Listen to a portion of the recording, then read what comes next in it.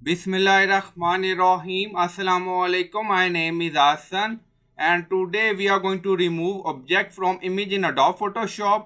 Before starting work, it's my request, please subscribe my channel. Thank you. Now back to our work. So we are in Adobe Photoshop and this is our image. So we are going to remove this object from image.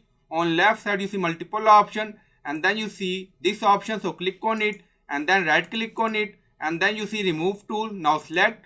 Now remove tool selected. On top you see brush. Now you see size. So you can select brush size according to requirement. Now you see and then select this object. So you can select any object like this. Now you see we are highlighting this object by using brush. Now full highlighted. Now you see removing area and then you see object remove. Again you see.